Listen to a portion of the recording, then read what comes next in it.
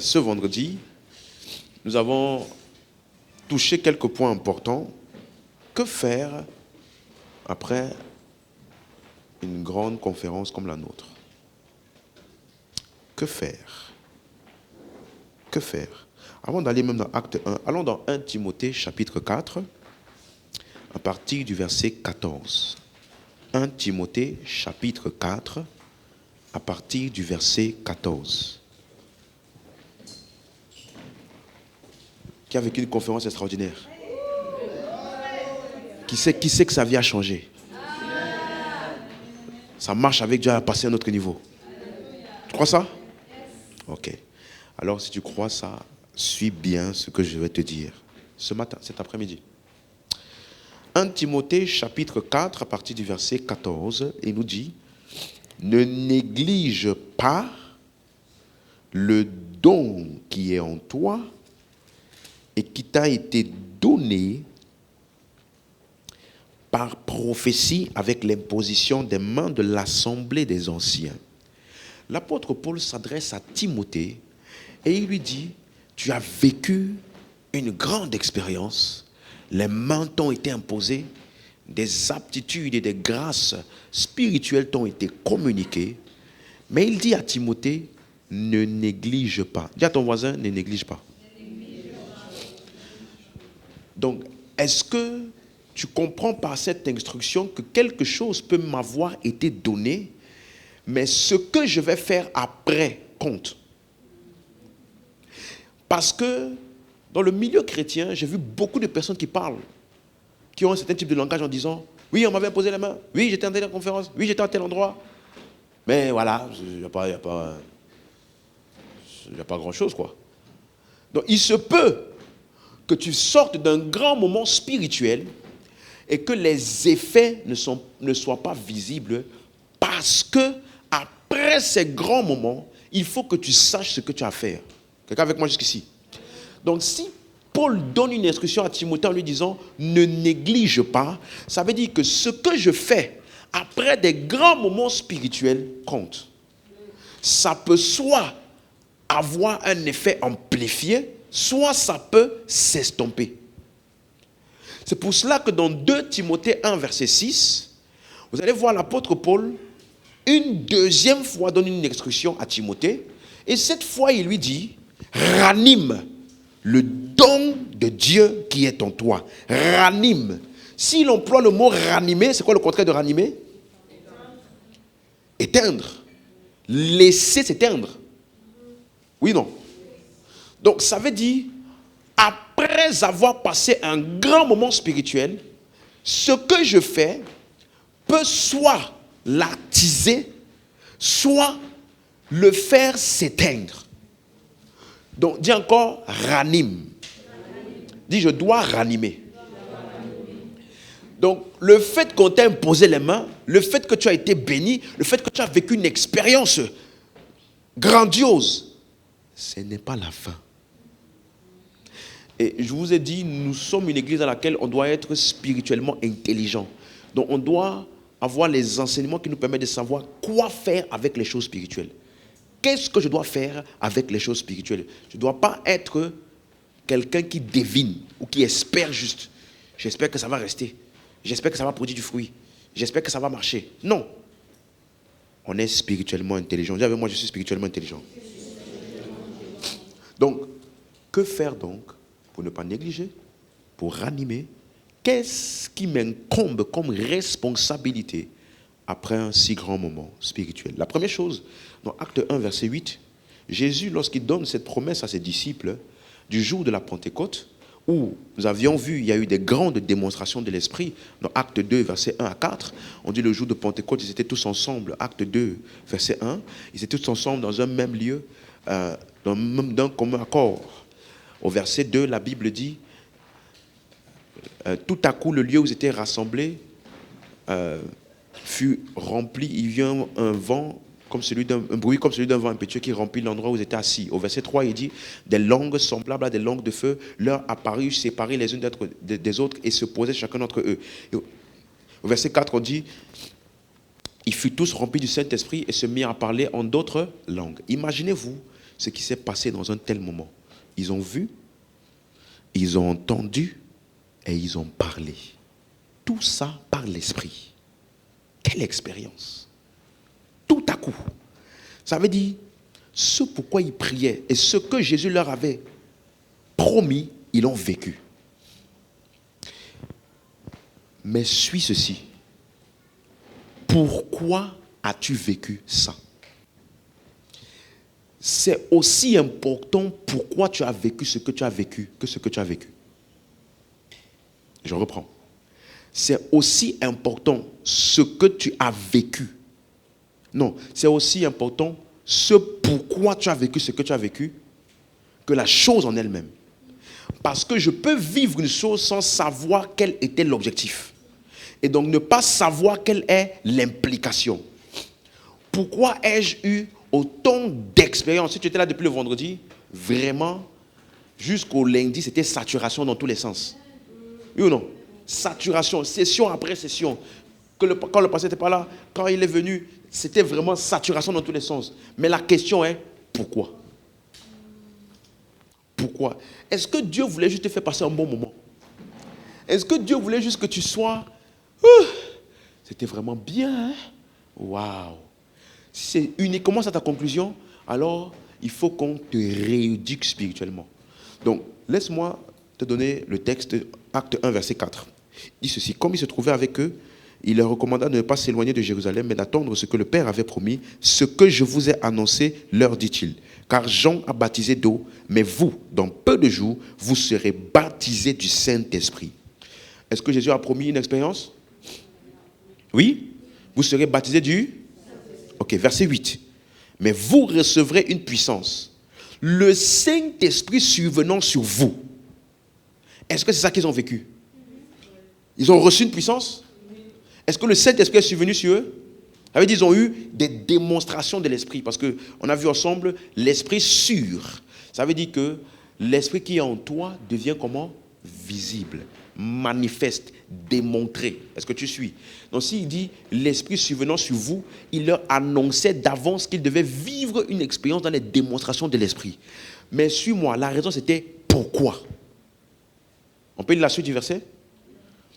L'Esprit, le Saint-Esprit survenant sur vous et vous serez quoi?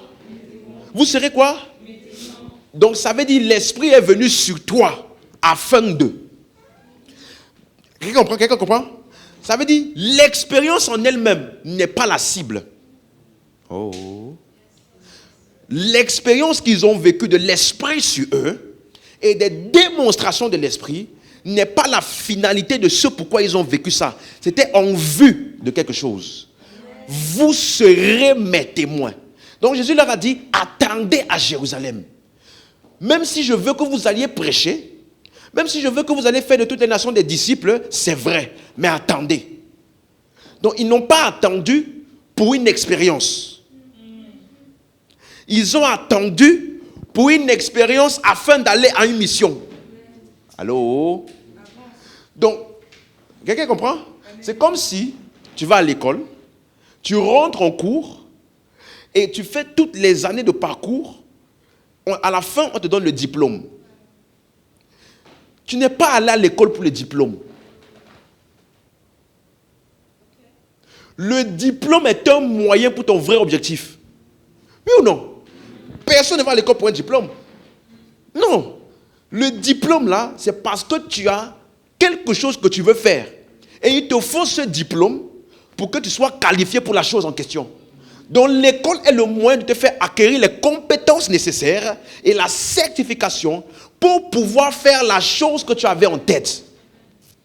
Donc si tu vas à l'école et puis le jour de la remise des diplômes, tu sautes, tu cries, on fait la fête. Oh, félicitations. Et après, tu rentres dormir. Tout le monde va te demander, est-ce que tu es sûr que tout va bien ici? Parce que le diplôme, c'est quoi? C'est simplement la certification que maintenant, tu es qualifié pour aller travailler. Quelqu'un me suit? Donc, si il te dit l'Esprit survenant sur vous, et que ce jour de Pentecôte, ils ont vécu des grandes expériences. Et qu'après avoir vécu ce qu'ils ont vécu, chacun repart à leur train quotidien. On va leur dire, est-ce que tu sais pourquoi tu as vécu ce que tu as vécu? Donc mon point, que faire après avoir eu des grandes expériences? C'est aussi important que l'expérience en elle-même. C'est clair maintenant? Donc il dit, vous serez mes témoins.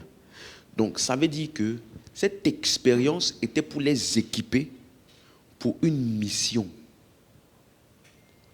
Et vendredi, j'ai vu avec vous, je vous ai montré qu'à chaque fois qu'il y avait des grandes manifestations, les manifestations étaient des signes. On a vu par exemple dans Exode 40, n'est-ce pas? Comment est-ce que, à partir du verset 34 jusqu'au verset 31 jusqu'au verset 38, on a vu comment, quand Moïse a fini, a achevé de construire le temple, la Bible nous dit la gloire de Dieu s'est répandue dans tout le temple, n'est-ce pas? Au point où les sacrificateurs n'arrivaient même plus à tenir debout pour servir. Est-ce une démonstration de la gloire de Dieu? Grande expérience? Où tu n'arrives même plus à tenir debout, tellement que la gloire de Dieu est intense dans le lieu. Tout le monde comme ça. Tout le monde, les gens par terre. Les gens sont saisis dans tous les sens. Mais c'était pourquoi? C'était parce que c'était l'introduction pour ce qui allait suivre par la suite. Parce que Exode 40, c'est le dernier chapitre de Exode. Qu'est-ce qui va suivre après? Lévitique. Tous les actes de service dans le temple. Donc c'était une expérience pour les amener à dire maintenant, le temple est prêt pour le service. Ce n'était pas juste pour qu'on vienne passer un moment dans le temple. C'était pour dire, vous allez voir que dans le Lévitique, il va donner plusieurs instructions maintenant. Il faut faire tel type de sacrifice, il faut faire tel type de service, il faut faire, les sacrificateurs doivent s'habiller comme ça. Donc, c'était une expérience pour annoncer la suite qui doit être quoi? Le service. Donc, on a vu également dans Nombre chapitre 11, je fais des rappels comme c'était vendredi, Nombre chapitre 11, Moïse a dit, ce poids, cette charge du peuple est trop grande pour moi. Alors Dieu lui a dit, fais venir 70 anciens, verset 14 au verset 17. Fais venir 70 anciens et je prendrai de l'esprit qui est sur toi et je mettrai sur eux, afin qu'ils portent avec toi la charge du peuple. Est-ce qu'on suit jusqu'ici? Ouvrons ça. Ça va nous aider. Amen, amen, amen. Suis bien. Nombre chapitre 11 à partir du verset 14.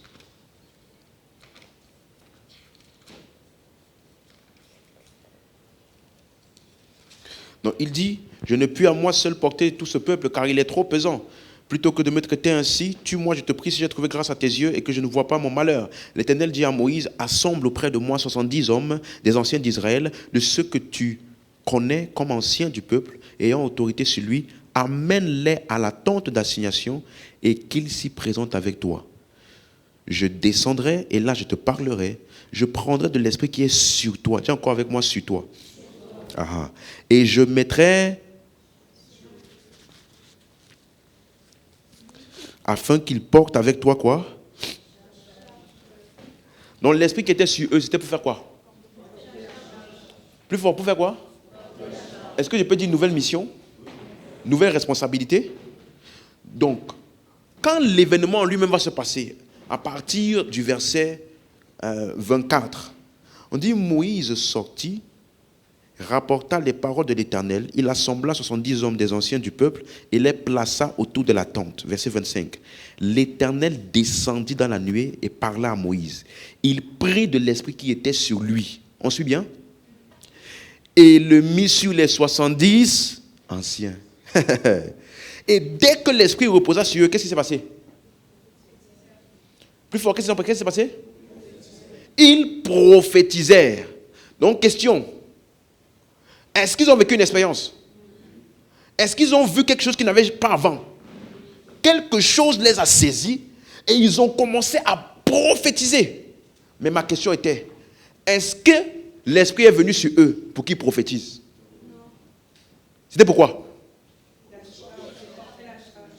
Donc cette manifestation de l'esprit était un signe qu'une nouvelle fonction, mission, mandat et habilité spirituelle leur a été confiée. Quelqu'un me suit? Nouvelles expériences veut dire nouveau mandat. Nouvelle responsabilité. Est-ce que je parle à quelqu'un? Donc, écoute ceci. Comment va-t-on savoir le vrai effet de ce qui leur est arrivé? Est-ce pendant qu'ils prophétisent ou quand ils vont commencer à diriger le peuple? Plus fort?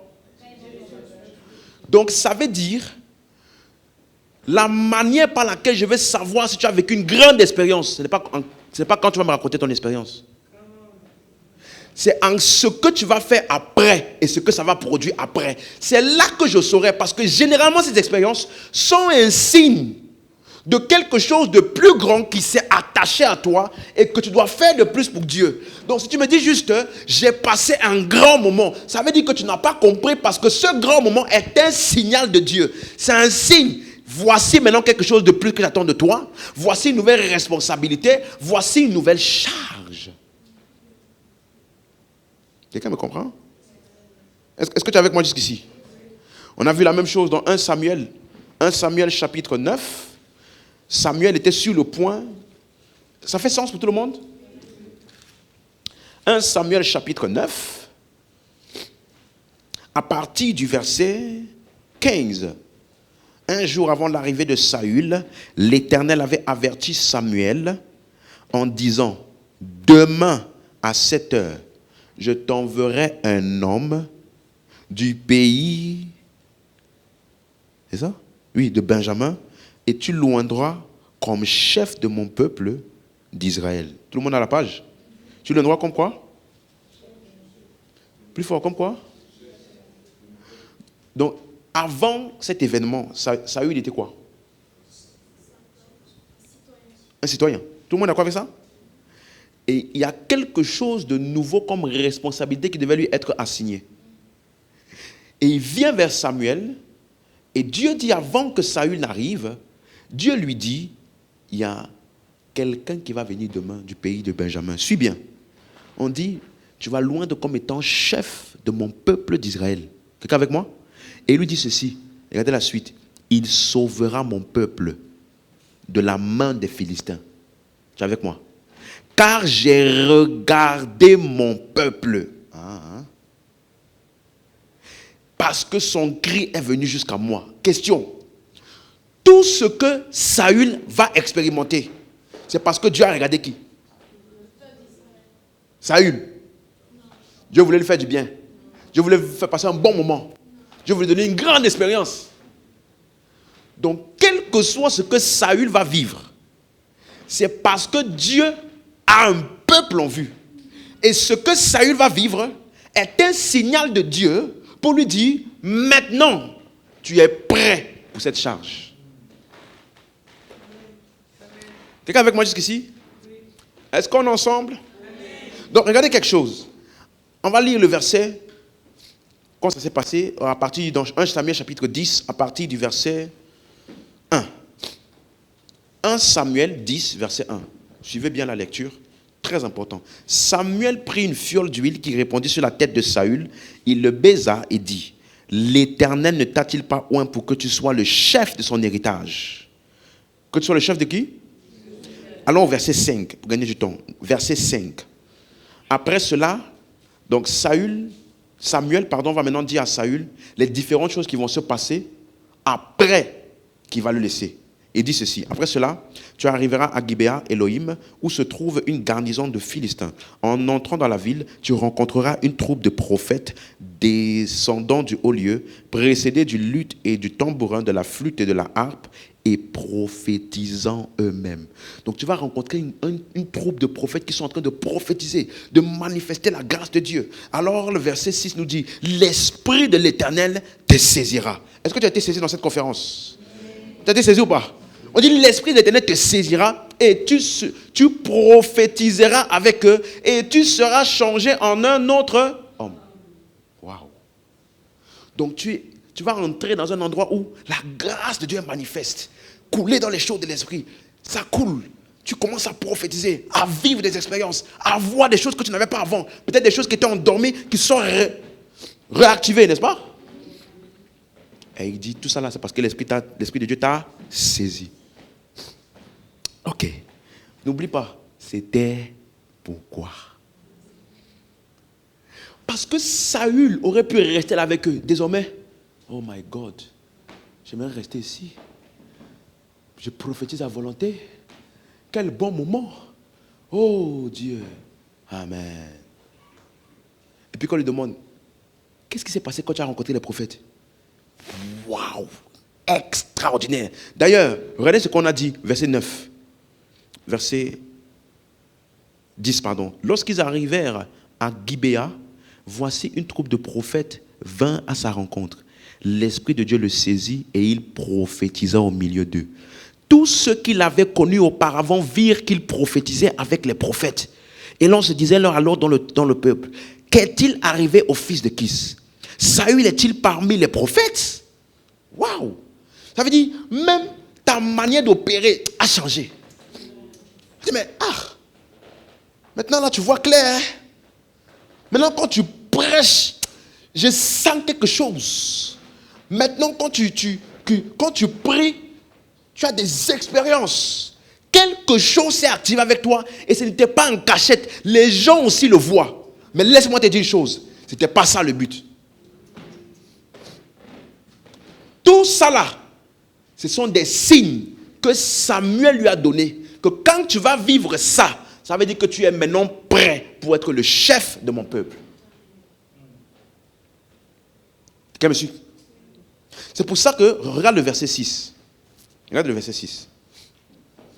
Donc, Samuel lui annonce qu'est-ce qui va lui arriver. Il dit, l'Esprit de l'Éternel te saisira, tu prophétiseras avec eux et tu seras changé en un autre homme. Tout le monde a lu ça? Maintenant, regardez. Lorsque ces signes, dis avec moi signes. Donc, ces expériences sont quoi? Ces expériences ne sont pas la cible. Ça veut dire que ça te pointe vers quelque chose de plus grand que ça. Donc il dit, lorsque ces signes auront eu pour toi leur accomplissement. La suite dit quoi? Fais ce que tu trouveras à faire car Dieu est avec toi. Donc ces expériences-là sont pour te dire que les choses que tu as à faire, maintenant fais-les. Ce n'est pas pour dire j'ai vécu un bon moment. C'est pour dire il y a des choses désormais que Dieu attend de toi. C'est le moment de les faire parce que maintenant là, la grâce de Dieu t'accompagne dans ça. Généralement, il y a des gens, c'est après des grandes rencontres que l'ennemi vient pour leur faire perdre ce qu'ils ont reçu parce qu'ils pensent qu'après des grandes rencontres, on se relâche. J'ai beaucoup investi pour recevoir. Et maintenant, laisse-moi me poser un peu. C'est la pire erreur. Parce qu'il lui dit, quand tu vas vivre ça, la prochaine action là, fais ce que tu auras à faire. Donc, tu as des choses à faire. C'est pour ça que tu as vécu ce que tu as vécu. Dis à ton voisin, tu as des choses à faire. C'est pour ça que tu as vécu ce que tu as vécu. Est-ce que je parle à quelqu'un? Donc, ce sont des signes de nouvelles responsabilités. Ce ne sont pas des signes de racontage, de témoignages, de bonnes expériences, comment tu as vécu. Moi, j'ai vécu ça. Toi, tu as vécu quoi? Ah, et toi aussi. Ah, et toi. Ah, et toi. Ouh, et toi. Yeah, et moi. Ouh. Quand on a fini les ah, i, ah, oh, ouh. Moi, j'attends juste les jours qui suivent. Laisse-moi voir là. Ce sont les jours qui suivent qui montrent ce que tu as reçu, pas ce que tu dis. Est-ce que quelqu'un me suit maintenant? Ça fait sens jusqu'ici? Donc, c'est pour cela que maintenant, quand les 12 ont été auprès de Jésus, Luc chapitre 9, verset 1, le pasteur l'a mentionné donc, Luc chapitre 9, verset 1.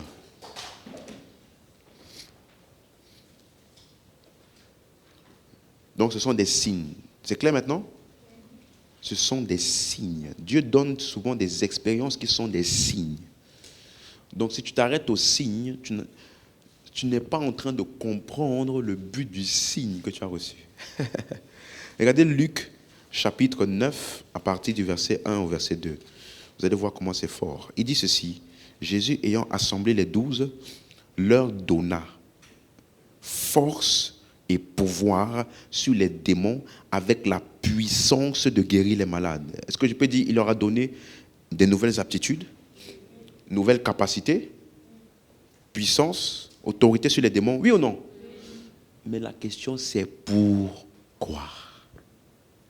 Est-ce que c'est juste pour qu'ils disent, maintenant j'ai une nouvelle grâce qui m'accompagne? Alléluia. C'est tout. C'était pourquoi? Verset 2. Il est. Donc, ce qui leur a été donné, c'est parce qu'il devait être envoyé. Pour prêcher le royaume de Dieu et guérir les malades. Donc, regarde que ici, si tu lis ce texte en profondeur, tu vas voir qu'il les a envoyés vers la nation d'Israël uniquement. Uniquement. Ok? Maintenant, allons dans Luc 24, verset 49. Luc 24, verset 49. Donc, il y avait déjà une mission. C'est pour ça que la première chose leur a été donnée. Il dit, vous leur donnez le pouvoir de chasser les démons, guérir les malades, tout ça, n'est-ce pas? C'était parce qu'ils devaient être envoyés où? Vers la maison d'Israël. On est ensemble. Maintenant, allons dans Luc 24, 49. Luc chapitre 24, verset 49. La Bible nous dit, « Et voici, j'enverrai sur vous. » J'enverrai où? Quand on dit sur, rappelez-moi, ça veut dire quoi? Manifestation, démonstration, manifeste. Donc il dit, j'enverrai sur vous. Ça veut dire qu'il y a des nouvelles manifestations qui vont vous être ajoutées. J'enverrai sur vous ce que le Père a promis. Et il dit maintenant, attendez. Jusqu'à ce que, dans la vie, jusqu'à ce que vous soyez quoi? Revêtu de la puissance. Attends. Avait-il reçu la puissance dans Luc 9? C'était pourquoi? Prêcher où?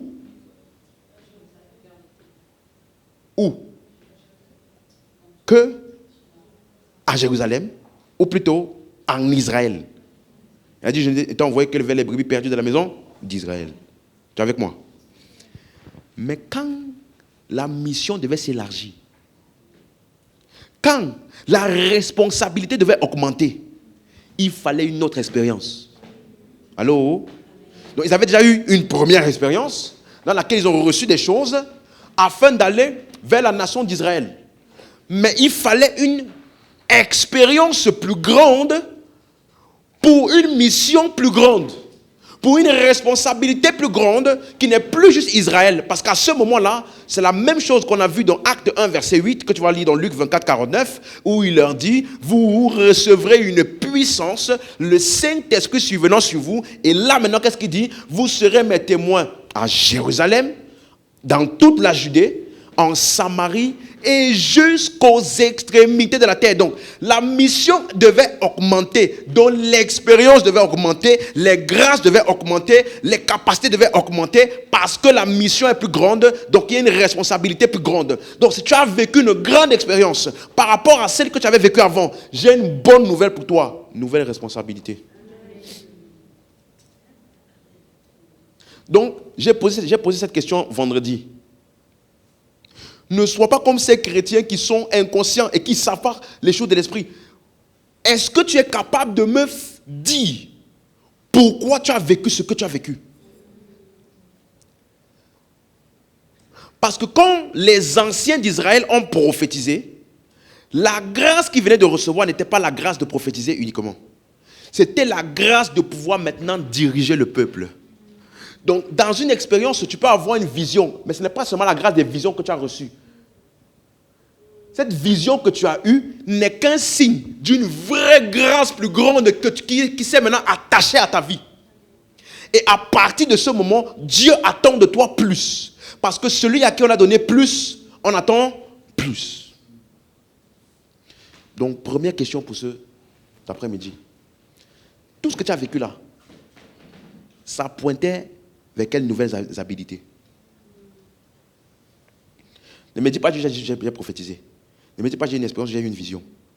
C'était le signe de quoi? Deuxième chose, cette nouvelle chose que tu as reçue là, c'était pour quelle mission? Dieu n'est pas dans le divertissement. Il n'est pas juste là pour te divertir, quoi. Tu viens pour moi. Oh, alléluia. Tu sais que Pierre est monté sur le toit. Parce qu'il y en a beaucoup d'entre nous, on ne comprend pas ces choses. Oh, je vais vivre une extase. Une extase. Est-ce que tu sais pourquoi Pierre a vécu son extase? Il était sur le toit en train de prier. Et pendant qu'il priait sur le toit, la Bible dit, il tomba en extase. Mais l'extase n'était pas un divertissement. C'est parce qu'il y a un nouveau peuple auquel il n'était pas habitué, vers lequel il devait aller dans la maison de Corneille. Ce n'est pas un divertissement. Donc, les grandes choses que tu vis, c'est pour quelque chose. Si tu ne sais pas les identifier, tu vas être comme Pierre en train de parler. Mais qu'est-ce qui m'est arrivé? Mais c'était pourquoi? Ah, je ne comprends pas. Et il a fallu que l'Esprit de Dieu lui dise, il y a 3 hommes qui t'attendent, va avec eux. Et c'est quand il est entré dans la maison de Corneille, et la Bible dit, pendant qu'il parlait encore, les choses de l'Esprit qui étaient avec Pierre s'est répandues dans la salle. Et ils ont commencé à tous parler en langue. Donc, quand Pierre a vécu son extase, Dieu avait qui en tête? Lui, il pensait que c'était de lui qu'il s'agissait. Il a vécu une grande expérience. Quelle extase! My God! Mais ce qu'il ne savait pas, c'est que Dieu avait le salut de Corneille en tête. Quand tu as vécu ce que tu as vécu, Dieu avait qui en tête? Non, tu dois répondre à ça. Hein? Si tu ne sais pas répondre à ça, tu vas continuer même vie qu'avant. Parce que tu n'as pas compris. Je t'ai dit, le résultat d'une effusion de l'esprit n'est pas pendant l'expérience de l'effusion, c'est après. Tout comme, pourquoi on appelle ça effusion? C'est outpouring en anglais, ça veut dire déversement, comme la pluie. Le résultat de la pluie n'est pas quand il pleut. Le résultat de la pluie est la moisson que ça a arrosé et que ça produit. Oui ou non? Oui ou non? Pourquoi est-ce que les agriculteurs fêtent ce qu'on appelle la pluie de l'arrière-saison? Pourquoi ils fêtent ça? Quand il pleut là, ils commencent à fêter, ils commencent à danser. Pas à cause de la pluie, parce que les semences qu'ils ont mises en terre ont été arrosées. Et donc, l'effet de la pluie là n'est pas quand la pluie tombe. Imagine-toi si les agriculteurs, ils sont tous de la pluie. Moi, je me rappelle quand nous étions petits là. Quand ma mère, on allait, tu connais, ma mère nous envoyait pendant les vacances, on allait au village chez notre grand-mère. Du coup, on faisait beaucoup il faisait chaud. Le jour, il pleuvait. On sortait presque nu, quoi. Avec juste caleçon comme ça. On tournait sur la pluie. Yeah! Yeah! Si toi, tu penses que c'est ça que c'est la pluie. Parce que la pluie, c'est un fait. La pluie te rafraîchit. Mais c'est pas toi la cible, c'est la terre. Mais la pluie te fait du bien. Je n'en disconviens pas. Mais le résultat de la pluie n'est pas pendant qu'il pleut. C'est la semence ou la moisson qui va maintenant sortir de terre, que toi tu vas récolter. Donc, comment je connais le fruit de la pluie? Ce n'est pas en regardant la pluie, c'est en regardant ton grenier. La capacité de plénitude de ton grenier doit avoir grandi. Si avant la pluie, il n'y avait que 2-3 graines. Quand la pluie tombe, tout le monde se réjouit parce qu'on sait que la récolte est là. Et pourquoi? Comment on va savoir le bénéfice de la pluie? C'est quand, lors de la récolte, ton grenier est comment? Plein. Donc, imagine-toi, un agriculteur, la pluie finit, il rentre chez lui. Il a fini de sauter sur la pluie, hein? Après il rentre chez lui. Il dit, waouh, quelle pluie, ça faisait longtemps. On va lui dire, mais est-ce que tu es sûr que tout va bien? Parce que tout le monde sait qu'après la pluie, on prépare les outils de récolte. Tout le monde va dans les champs. Parce qu'on sait que la récolte va être prête. Donc, la pluie est un appel au travail. Pas un appel au profit. Pas un appel au repos. La pluie est un appel au travail dans la moisson. Je ne vais pas revenir sur tout l'enseignement, mais le pasteur a expliqué ça, n'est-ce pas? Que lors de la Pentecôte, c'est quand tu fêtais les premières récoltes. Donc tout le monde savait que lorsque la pluie est tombée, dans Acte 2, la première récolte c'était quoi? Pierre s'est levé et il a commencé à prêcher. Allons voir ça. Est-ce que tu es avec moi? Est-ce que quelqu'un est avec moi? Acte 1. Non, acte 2.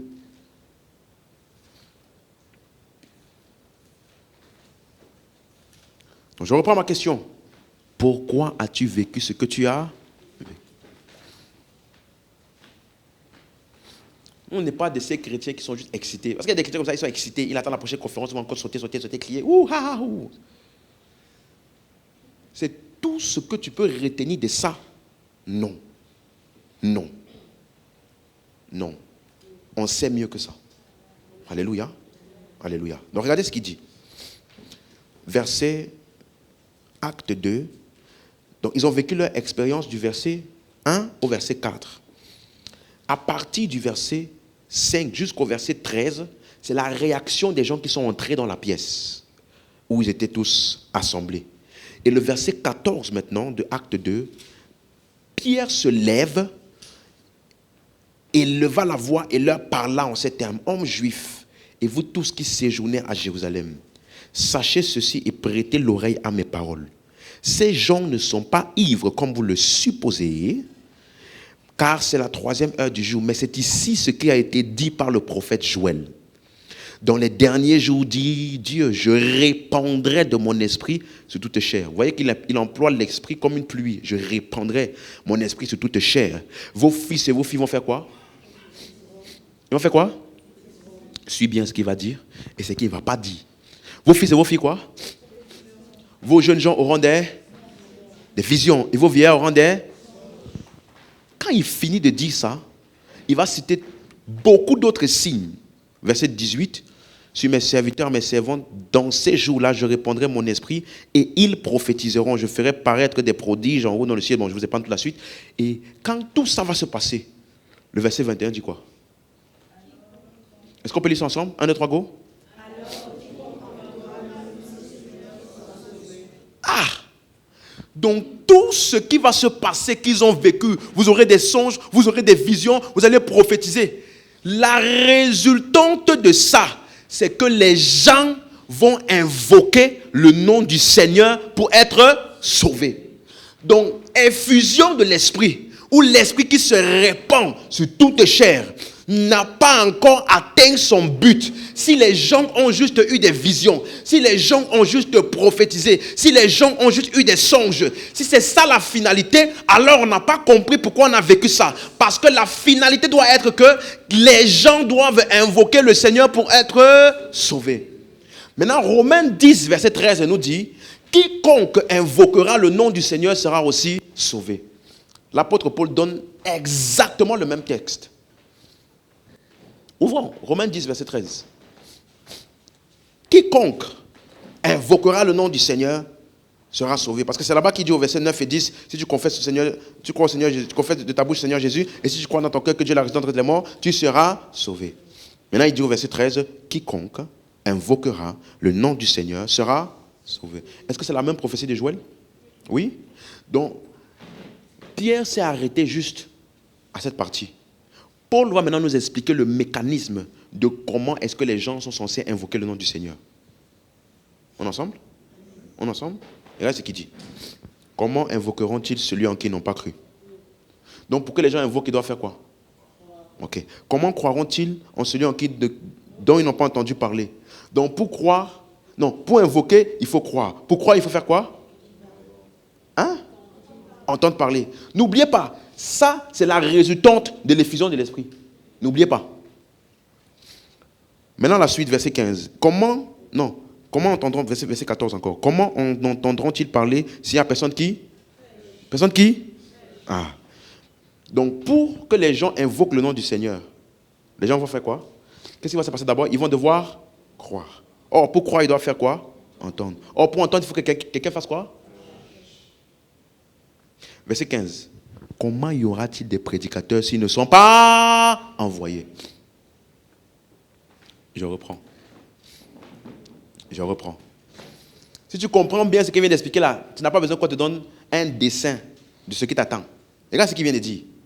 Quand tu vas vivre en ce jour-là, vos jeunes auront des visions, des songes, des prophéties, des expériences, des signes, des prodiges. Il dit, ça va avoir comme résultante que quiconque invoqueront le nom du Seigneur sera sauvé. Mais qu'est-ce que ça veut dire? Ça veut dire en fait qu'il y a des gens qui vont être envoyés pour prêcher, pour que ces gens la croient, qu'ils entendent et qu'ils soient sauvés. Donc, le résultat de l'effusion de l'esprit, c'est que des hommes qui ont vécu des expériences partent prêcher.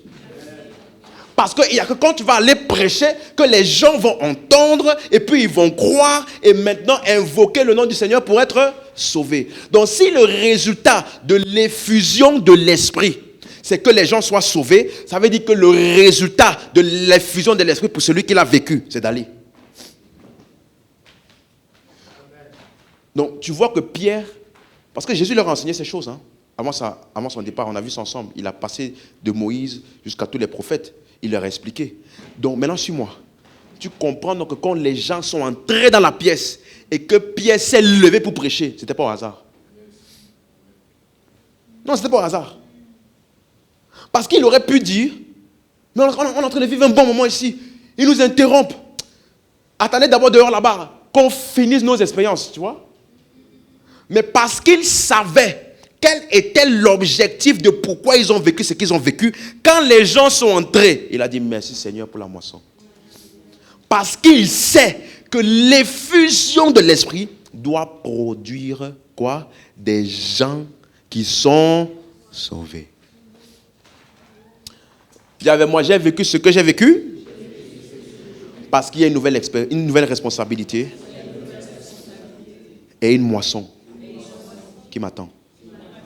Est-ce que tu sais que sur la France, il pleut? Oh, je peux te garantir.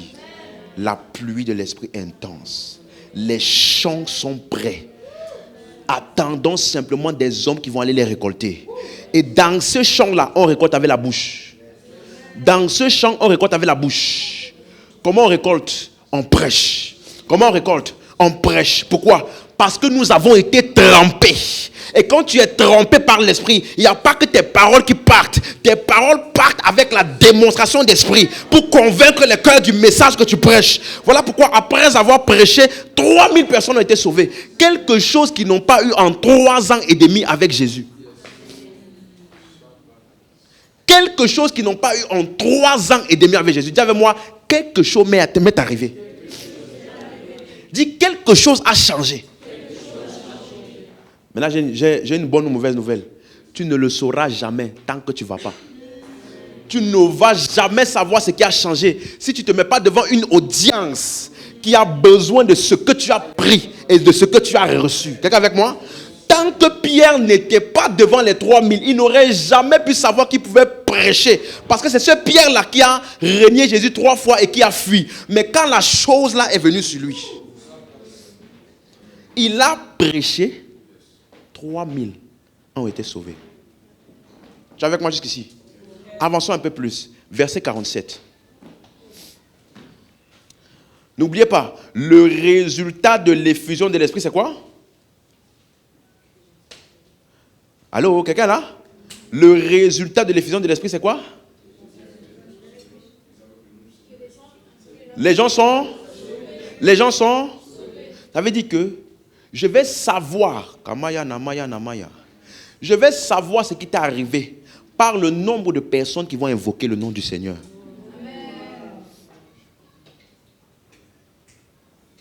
Est-ce que tu sais que Dieu t'a fait vivre ce qu'il t'a fait vivre en ayant des musulmans en tête? En ayant des homosexuels en tête? En ayant des rejetés de la société en tête? Est-ce que tu sais ça? Donc dis à ton voisin, ne sois pas égoïste. Ne sois pas égoïste. Ne sois pas égoïste. Tu n'as pas reçu ça pour toi. Le résultat de vos jeunes gens prophétisent, non, vos fils et vos filles prophétiseront, vos jeunes gens auront des visions, vos vieillards auront des songes. Beaucoup on s'arrête là. Hein. On dit, voilà mon partage. Au nom de Jésus, je dois prophétiser, je dois avoir des visions, je dois avoir des songes. N'oublie pas que quand tu as ça, c'est en vue de quiconque invoque. Tu vois que c'est pour ça que tu dois avoir une vie spirituelle remplie de l'esprit. Parce que si tu vis ça uniquement le jour de Pentecôte, ton ministère va s'estomper. C'est pour ça que dans Acte 4, verset 31, on dit, lorsqu'ils eurent prié, le lieu où ils étaient assemblés trembla. Ils furent tous, les mêmes de Acte 2, ont été remplis du Saint-Esprit dans Acte 4. Quelle est la suite? Et ils annonçaient la parole de Dieu avec assurance. Donc, Acte 2 n'était pas suffisant. Dis à ton voisin, pneumaticos là, ce n'était pas suffisant.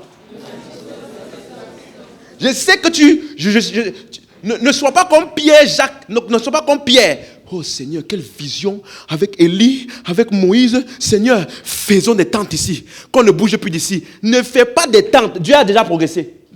Dieu est passé à la suite. Dieu a déjà... Il ne faut pas rester là. Oh vraiment, lundi. Oh my God. Quand le pasteur est entré, il y a quelque chose qui m'a saisi. Frère, on rend grâce à Dieu pour ça. Mais la suite est devant. Amen. Ne fais pas un tabernacle là où Dieu a déjà évolué.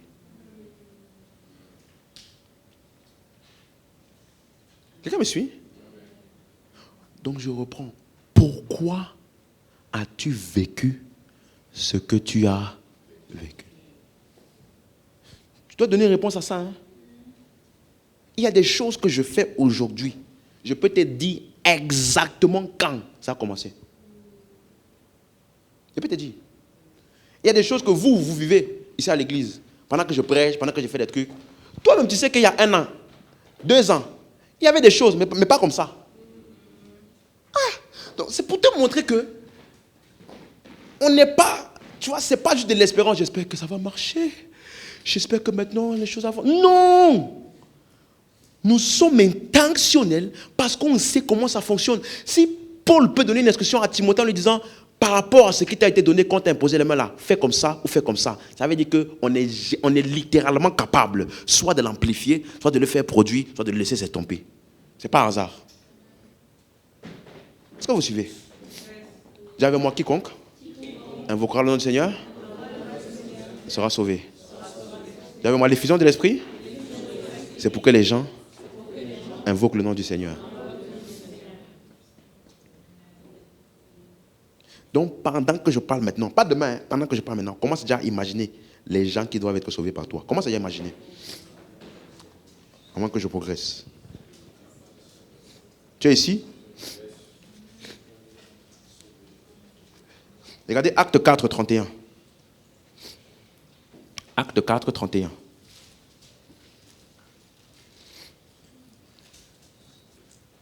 Il dit, quand ils eurent prié, le lieu où ils étaient assemblés trembla, ils furent tous remplis du Saint-Esprit et ils annonçaient la parole de Dieu avec quoi?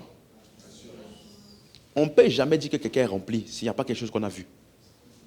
Donc certainement quand ils ont fini, pendant qu'ils priaient là, il y a des choses qui se sont passées dans leur lieu de prière. Au point même où l'endroit a commencé à trembler. Tu t'imagines s'il y a un tremblement de terre uniquement dans les 4 murs ici. Ça veut dire, le voisin d'à côté là, il ne sent rien.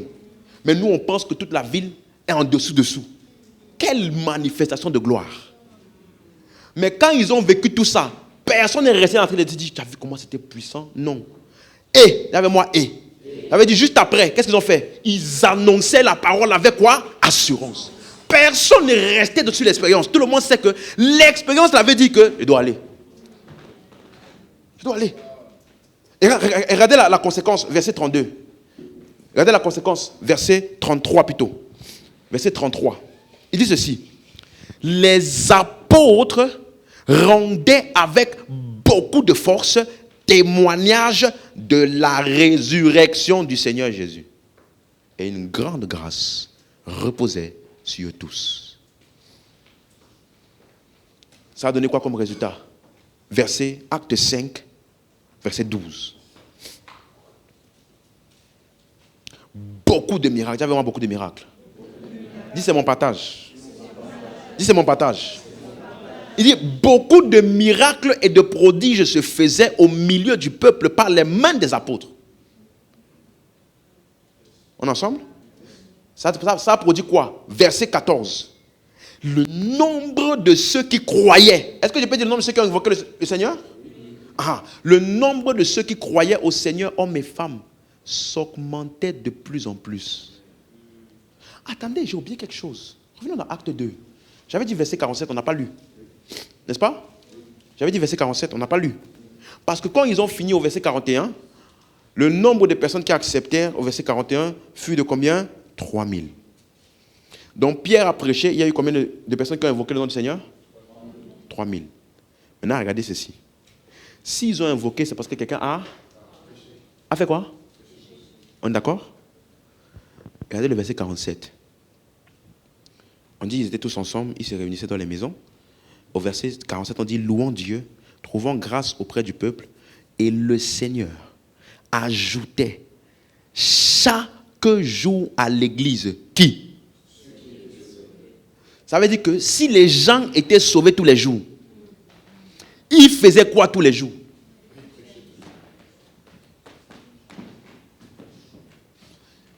Je t'ai dit, la moisson est prête, attendant les récolteurs. Donc je disais aux ouvriers ce matin, ce compte que nous faisons souvent, on dit dans Acte 2, il y a eu 3000 personnes. Puis dans Acte 4, on a eu 5000 personnes. Ce n'est pas exactement exact. Parce qu'entre Acte 2, où il y a eu 3000 personnes qui étaient sauvées, et Acte 4, où il y a eu 5000 personnes, on dit le Seigneur ajoutait quand? Chaque jour, à l'église, aux 3000, ceux qui étaient sauvés. Combien ajoutait-il par jour? Si la prédication de 1 a donné 3000. Non, suis-moi. La prédication de 1 a donné 3000. Les autres là, partout là, quand eux aussi, ils allaient partout prêcher, ils ont ramené combien? Donc, on dit 8000. Je disais, on dit 8000, c'est, on va dire grosso modo. On va dire environ 8000, tu vois. Mais moi, je pense que c'était beaucoup plus que ça. Largement beaucoup plus que ça. Parce qu'une église où le Seigneur ajoute tous les jours, même si c'est une seule personne par jour, nous c'est une seule. Imagine-toi. 300 par an. Si jamais quelqu'un a 2, ça fait 600, 712 à peu près. Imagine. Est-ce que je parle à quelqu'un? Donc, acte 6. Acte 6. À partir du verset 6. Ça, c'est lorsqu'ils ont choisi les 7 qui devaient porter désormais avec eux la charge des apôtres. Parce que jusqu'à acte 6, les apôtres faisaient tout. C'est eux qui prêchaient, c'est eux qui servaient à la nourriture, c'est eux qui faisaient... Parce que tous les autres grandissaient, on est ensemble. Et là, maintenant, ils ont dit, on va choisir 7 autres personnes pour nous assister. Qu'est-ce qui s'est passé pour eux? Verset 6. Ils les présentèrent aux apôtres. Au verset 5 déjà, regardez comment on décrit Étienne. Ils élurent Étienne, homme plein de foi et de quoi? Regardez vos Bibles. Homme plein de foi et quoi? D'Esprit Saint. Et le suivant, c'est qui? Philippe. Donc, parmi les gens qui ont été choisis, il y avait Étienne et il y avait qui aussi? Philippe. Maintenant, regarde ceci. Verset 7. Verset 6. Ils les présentèrent aux apôtres qui, après avoir prié, leur imposèrent les mains. C'est clair? Ils ont imposé les mains. Maintenant, suis ceci. Verset 7. Conséquence. Tu as vu ça? Dis-moi, c'est quoi le lien entre on a imposé les mains à 7 nouvelles personnes et puis la parole de Dieu se répand plus? C'est quoi le lien entre le verset 6 et le verset 7? Je t'ai dit, aucune personne ne se disait, on m'a imposé les mains, j'ai vécu une expérience. Amen. Personne. Tout le monde savait que quand on m'impose les mains ou que je vis ça, voici ce qui doit suivre. La parole de Dieu se répandait de plus en plus. Et le nombre de personnes qui invoquaient le nom du Seigneur augmenta. Est-ce que je peux dire ça? Je peux dire ça? Le nombre de disciples augmentait beaucoup à Jérusalem. Et une grande foule de sacrificateurs obéissaient à la foi. Une grande foule de prostituées vont obéir à la foi. Une grande foule d'hommes et de femmes perdus vont obéir à la foi. Pourquoi? Parce que certains, ou bien tous, chacun d'entre nous, il y a des choses qui nous ont été communiquées. Quelqu'un avec moi? Ils obéissaient à la foi. La suite. Verset 8. On te donne maintenant le détail. Comment est-ce que tous ces gens-là ont fait pour croire? Verset 8. N'oublie pas, au verset 5, on a vu Étienne était plein de quoi? Non, verset 5. Plein de foi et d'Esprit Saint. On l'a imposé les mains au verset 6. Maintenant, verset 8. Étienne plein de quoi? De grâce et de quoi? D'avez-moi power. Ah! Donc, on peut t'imposer les mains et ta description change. Ta description, on te connaissait pour quelqu'un de l'esprit, tu donnais beaucoup de paroles, dis le Seigneur, mais il n'y avait pas beaucoup de puissance qu'on voyait qui t'accompagnait. Maintenant, après cet événement qu'on t'a juste imposé les mains, une simple main t'a touché, une simple expérience que tu as eue, on dit maintenant de lui, plein de grâce et de puissance. Il faisait des prodiges et de grands miracles parmi le peuple. Est-ce que tu vois qu'on n'avait jamais dit ça de lui avant? Ça veut dire que des fois, il prêchait, rien ne se passait. Il y avait des malades qui repartaient malades. Il n'y avait que les apôtres qui faisaient les miracles. Jusqu'au jour où une main leur a été imposée. Une main lui a été imposée. Et le même peuple, il n'a pas changé de ville, hein. Le même peuple vers qui il allait avant, juste prêcher. Maintenant, il prêchait. Et des miracles se passaient. Je déclare sur quelqu'un ici. Quand tu vas sortir dans les rues, les paralytiques vont se lever. Oui, des gens avec des tumeurs et des cancers, ça va disparaître. Parce que tu n'es plus juste rempli d'esprit. Tu n'es plus juste rempli d'esprit. Tu es maintenant non seulement rempli d'esprit, mais aussi de puissance.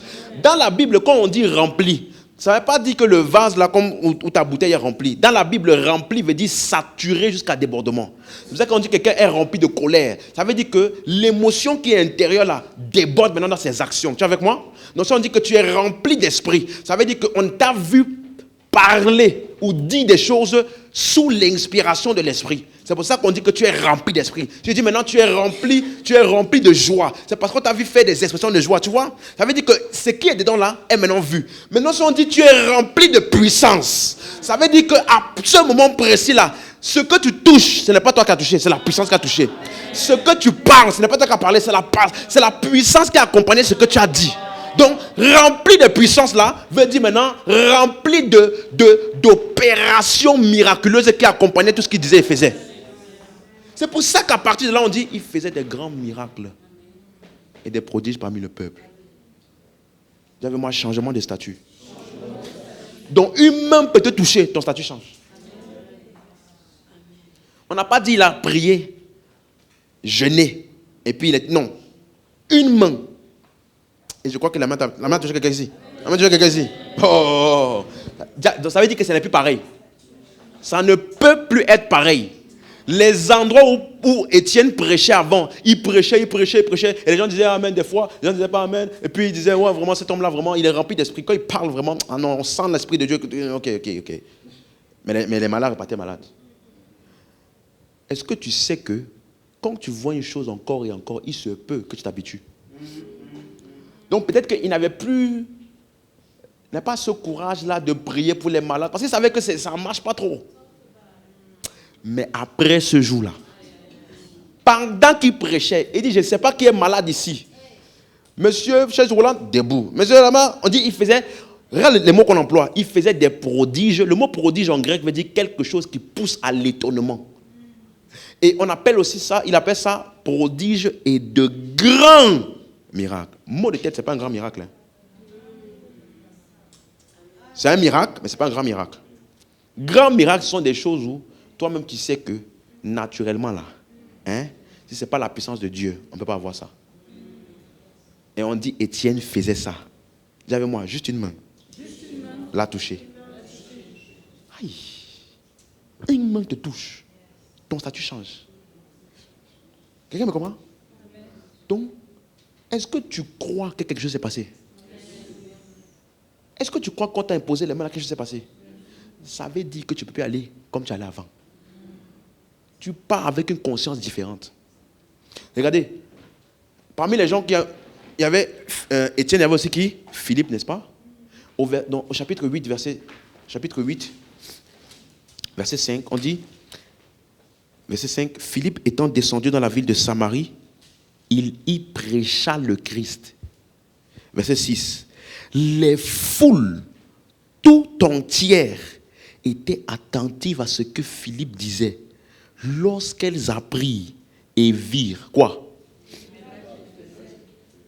Car des esprits impurs sortis de plusieurs démoniaques en poussant des grands cris, beaucoup de paralytiques et de boiteux furent guéris. Il y a eu une grande joie dans cette ville. Une main a touché quelqu'un, il est parti prendre une ville. Une main a touché quelqu'un, il est parti prendre une ville par l'évangile. Une main a touché quelqu'un. Qu'est-ce qu'il en est de ton quartier? De ta cité? De ta ville? De ton département? Quelqu'un avec moi? Donc, tu dois savoir que les choses ne sont plus comme avant. Donc, à cause du temps, je ne veux pas toucher tous les autres exemples. On a aussi Acte 9 où l'apôtre Paul, Ananias lui a imposé les mains. La Bible dit, les écailles qui étaient sur ses yeux sont tombées. Au verset 17. Et il fut rempli du Saint-Esprit. Au verset 20, on dit, immédiatement, il est parti prêcher dans les synagogues. Je t'ai dit, ce que tu vis n'est généralement pas pour toi. Parce que Paul a vécu une expérience extraordinaire. Sur le chemin de Damas, sur un cheval, il est tombé. Pendant qu'il est tombé, il a perdu la vue. Pendant qu'il a perdu la vue, en fait, il était dans une extase. C'est ce qui était en vérité. Il était dans une expérience spirituelle. Parce qu'on dit, il a commencé à prier, et pendant qu'il priait, il a vu en vision Ananias qui venait pour lui imposer les mains et qui recouvre la vue. Ananias est venu lui imposer les mains. Regarde tout ce qu'il a vécu.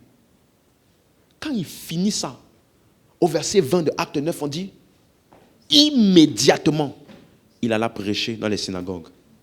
Suis-moi. Ça veut dire, la synagogue où il partait avant pour capturer les chrétiens, c'est là-bas où il est parti maintenant pour capturer les gens à Christ. Vous avez moi une expérience. Le statut a changé. Mais note ceci, aucune de ces personnes n'a découvert ce qui leur est arrivé en restant sur place. On voit toujours les résultats. Étienne, les mains lui ont été imposées. Peut-être qu'il est tombé, peut-être qu'il a une vision, peut-être, peu importe. Mais ce n'est pas à ce moment-là qu'on a vu ce qui lui est arrivé. Pour qu'on puisse dire Étienne maintenant rempli de grâce et de puissance, c'est parce qu'après ça, il a commencé à faire des choses. Il prêchait et il faisait des miracles. On dit, maintenant il n'est plus juste rempli d'esprit. Maintenant là, il a la puissance. Je reprends ma question du début. Pourquoi as-tu vécu ce que tu as vécu? Si tu n'es pas capable de répondre à ça, trouve vite la réponse.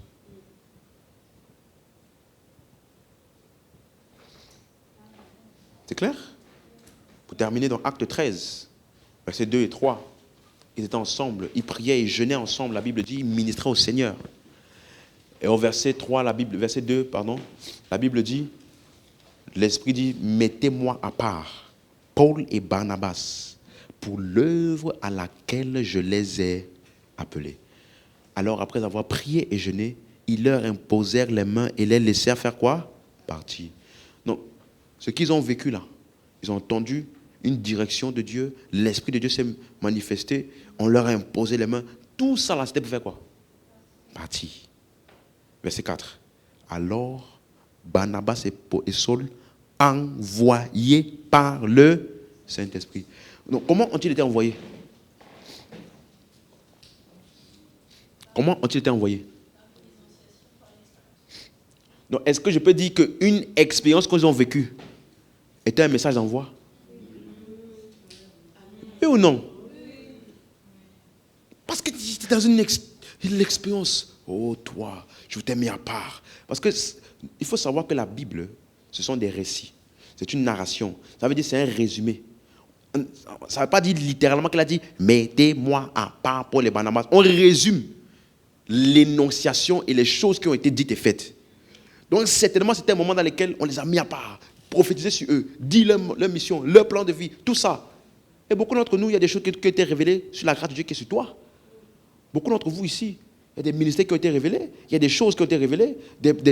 On a imposé les mains, des professions ont été données. Des choses sont devenues plus claires pour toi. C'est pourquoi. N'oublie pas, cette expérience que Paul et Barnabas ont vécue, c'était un message d'envoi. Donc j'ai une question. On t'a envoyé où?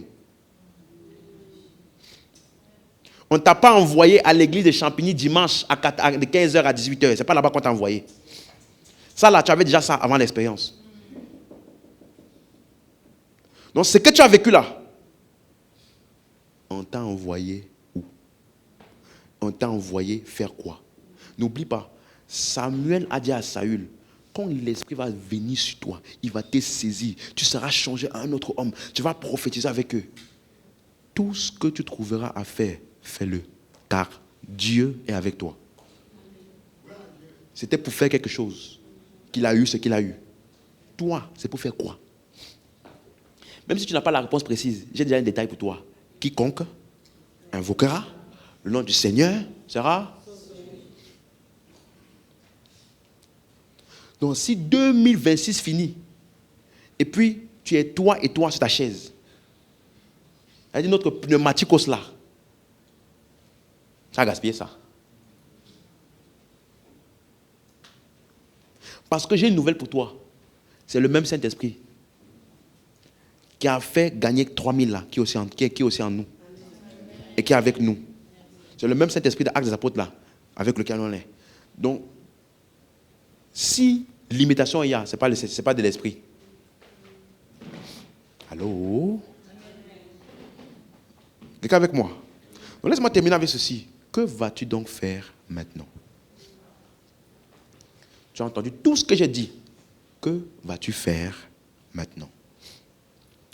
Revenons dans Acte 2.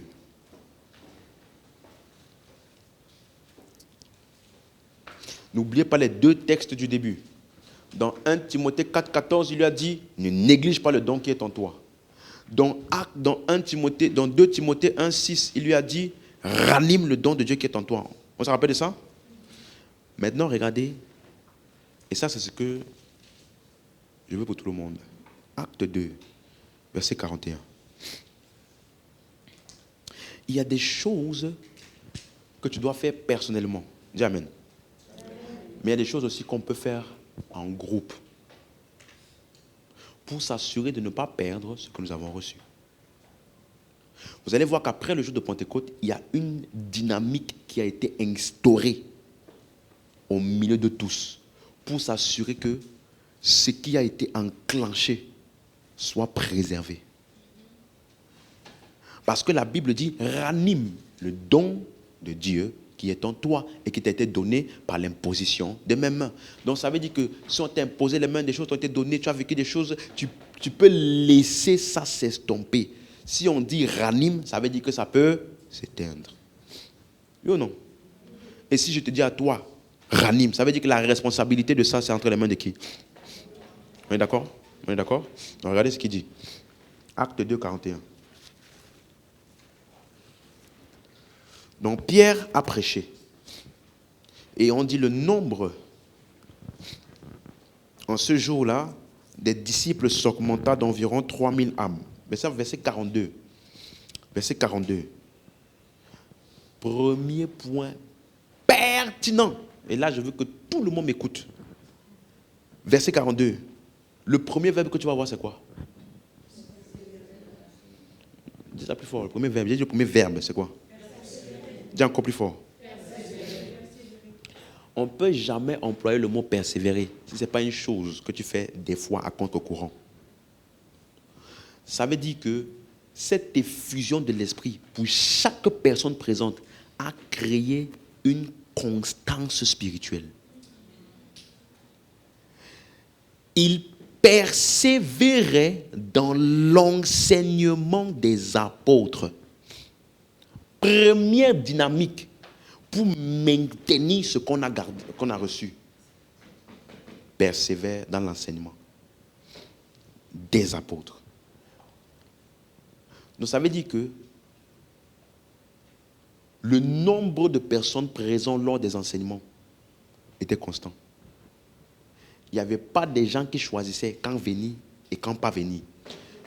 Tu ne peux pas me dire que tu as vécu une grande expérience et puis ta régularité à l'église diminue. Je parle à quelqu'un? C'est pour ça que je t'ai dit, ce n'est pas quand tu vas me dire, oh, my God, ce n'est pas à ce moment-là que je vais voir l'effet.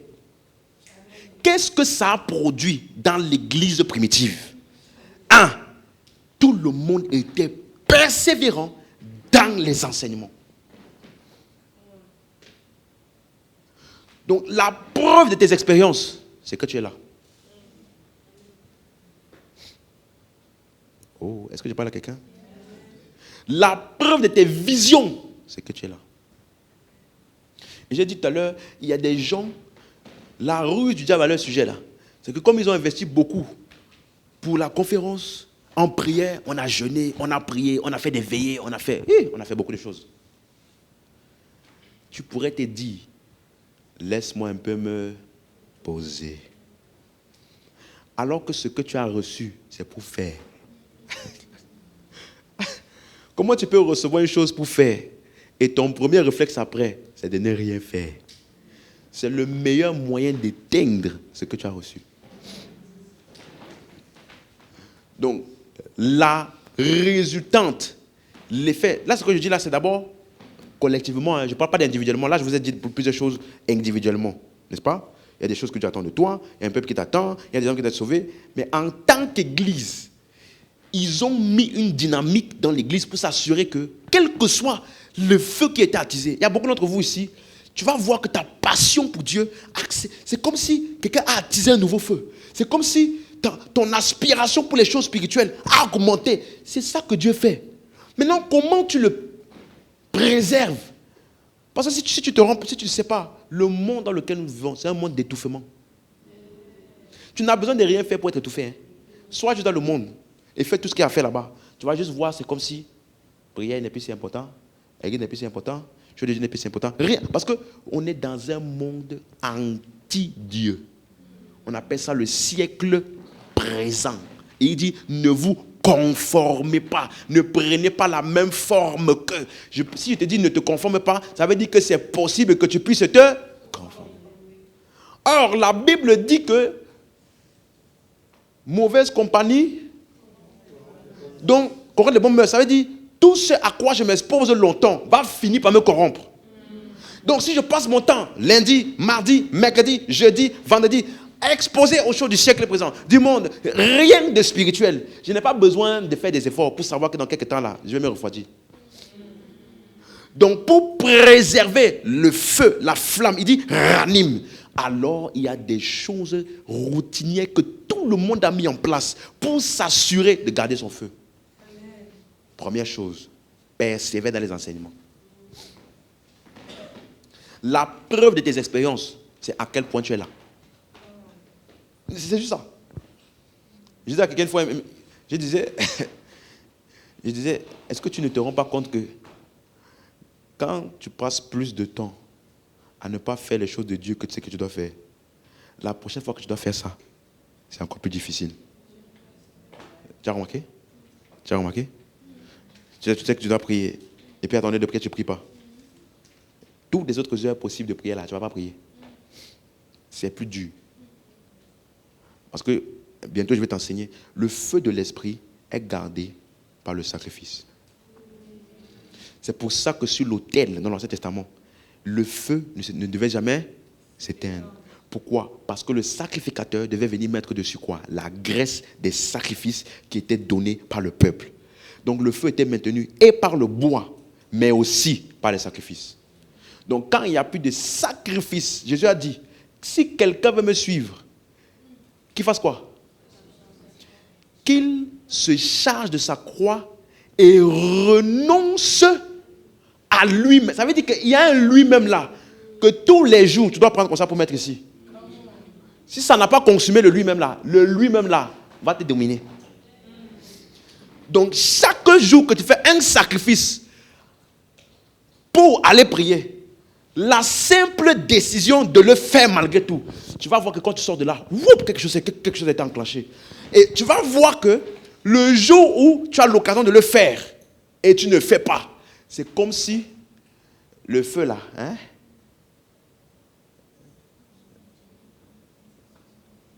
Moi, j'ai déjà fait 1 jour, 2 jours sans prier. C'est pas bien, j'ai déjà fait. C'est comme si j'étais en enfer. Non, c'est comme si je ne savais plus où j'étais.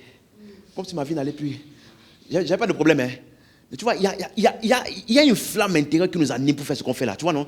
C'est comme si j'étais perdu, comme si finalement, subitement, je n'avais plus. Je voulais rentrer du travail vite pour dire à ma femme, désolé, hein, ce soir-là, il ne faut pas me chercher. Je vais aller à l'église, il faut que je prie, Là, quand j'ai fini de prier la soirée, la chamana kayana. J'ai dit, c'était quoi qui me dérangeait même là? En fait, c'était quoi? Je ne comprends pas. Tu vois que la vie spirituelle là, personne n'est fort. Personne n'est fort. Il n'y a que des gens qui décident de mettre leur moi sur l'autel pour que le feu reste allumé. Parce que c'est le sacrifice qui fait que le feu brûle. Dès qu'il n'y a plus de sacrifice de toi, c'est maintenant moi, ma vie, mes projets. Ton feu diminue. Pendant que tu es en train de dire moi. Jésus a dit, si tu veux me suivre, hein, renonce. Regarde, il dit ceci, qu'il se charge de sa croix tous les jours. Hein? Donc si le sacrificateur dans le temple, dans l'Ancien Testament, devait mettre le bois sur l'autel tous les jours, et il devait mettre le sacrifice sur l'autel tous les jours, ça veut dire quoi? Qu'une vie remplie de feu est une vie remplie de sacrifice. Tu arrêtes de sacrifier, tu arrêtes d'être en feu. Fais le test. Non, ne fais pas le test. Tu ne vas pas aimer ce que tu vas vivre. Avec toute la connaissance biblique, tu peux avoir toute la connaissance biblique que tu veux. Tu vas avoir toutes les expériences que tu as vécues. Quand tu as fait un long moment, dis-moi, si j'arrête de prêcher pendant 2 mois, quand je vais venir prêcher, tu vas te demander, mais c'est qui ça? Tu vas te demander, c'est qui ça? Mais comme je prêche tout le temps là, chaque fois c'est toujours frais. Pourquoi? Parce que chaque fois que tu laisses de ton toit sur l'autel, parce que c'est toi, le temple. L'autel est où? Là. Donc, cette décision de faire ce que Dieu attend de moi, au détriment de ce que j'aimerais faire. Juste cette décision-là. Dès que tu prends la décision, tu sens le feu. Woup! Mais dès que tu décides, pas aujourd'hui, laisse-moi un peu Netflix. Laisse-moi un peu voir un peu Netflix. Et puis Netflix vient, ça tombe dans Facebook, ça tombe dans Instagram. Toi-même, tu vois que ton mood total n'est plus dans rien. Quand on dit chose spirituelle, c'est comme si quelqu'un te pointe le doigt comme ça. Tu n'as rien fait aujourd'hui. Tu n'as rien fait aujourd'hui. Ça t'est déjà arrivé? Tu vois que personne n'a l'abri. Même moi, ça m'arrive. Donc, si je loupe un jour, le lendemain, là, j'ai fait x2.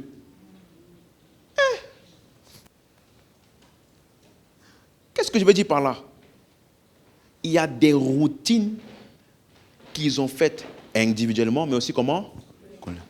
Moi, maintenant, là, je parle des routines comment? Collectives. Première des choses qu'ils ont fait, ils ont persévéré dans l'enseignement de quoi? Ça veut dire que ce mouvement de l'esprit qui avait eu lieu le jour de Pentecôte a créé des chrétiens plus stables, plus constants, qui ne sont pas là en fonction des émotions ni des circonstances. Si on est encore en train de t'appeler pour que tu viennes, ne me dis pas que tu as vécu une grande expérience. Quelqu'un comprend maintenant? Regarde la suite. Il persévérait dans l'enseignement des apôtres, dans la communion fraternelle. Communion fraternelle veut simplement dire moment de rassemblement. Donc tous les types de rassemblements que nous avons. La suite c'est quoi? Dans la fraction du pain. Et les dernières c'est quoi? Dans les prières. Regarde tout ce qu'ils ont mis en place. Donc, je vais plaider avec quelqu'un ici. Quel que soit à quel point grand les choses que tu as vécues, ne les perds pas. Parce que c'est possible que ça s'éteigne. Si tu négliges.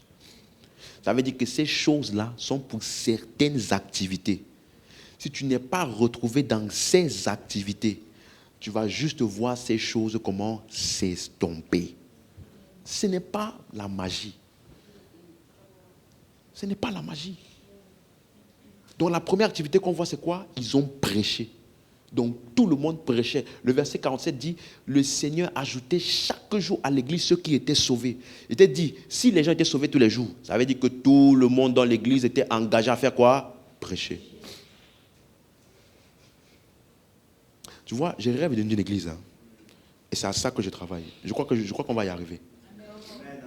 Où malgré tes problèmes, tu viens pour les choses de Dieu. Parce qu'il y a des gens pour qui le culte n'est pas bien tant qu'on n'a pas touché leurs problèmes du moment. Tant qu'on n'a pas parlé de leur situation du moment. Tant qu'on n'a pas donné une parole qui touche. Et vraiment Dieu m'a parlé pendant le culte parce que le pasteur a mentionné ce cas-là, il ne savait pas. Il y a des fois le pasteur ne va pas mentionner. Parce que le but de Dieu, ce n'est pas que tu te regardes à toi, mais que tu regardes aussi ce que lui, il a pour toi. Cette église-là où les gens vont venir, chacun est focalisé. Père, il me faut une dose de plus. Parce que demain, là, il y a un groupe de musulmans que je dois entamer demain. Père, une dose de plus parce que mardi, là, j'ai un groupe d'athées là-bas que je dois aller bombarder. Donc, pendant que je vais venir au culte, Père, quel que soit ce qui est dans ce culte-là pour moi, je saisis tout. Pour que demain, là, dès que je vais aller prêcher, ça sera différent. Et ici, on n'a pas mentionné mon cas. On n'a pas mentionné mes problèmes de finances. On n'a pas déclaré. Frère, évoluons. Évoluons. Il y a plus que nous là, dans cette affaire. Toutes les fois où Dieu a donné une espérance à quelqu'un, c'était jamais pour la personne. C'était parce que Dieu avait quelqu'un en tête. Il a apparu à Moïse dans le buisson ardent. Grande expérience. Et il lui dit, j'ai entendu les cris de mon peuple. Hein? J'ai entendu les souffrances que leur font souffrir les Égyptiens. Va! Je t'envoie vers eux. Donc ce qu'il a vécu, c'est parce que Dieu avait en tête la nation d'Israël. Donc si nous disons, nous devons venir, n'oubliez pas la conférence. Quand nous venons ici, c'est pour expérimenter quoi? Une seule chose est permise parmi nous, c'est quoi? La gloire. Donc si on vient expérimenter la gloire de Dieu en démonstration, toutes ces démonstrations-là, c'est pour nous équiper, pour que pendant la semaine, on aille cueillir, on aille récolter, on aille moissonner, pour que chaque dimanche, chacun vienne avec sa moisson. Ça, c'est l'église du Seigneur Jésus. Au lieu d'être christocentrique, nous sommes problémocentriques.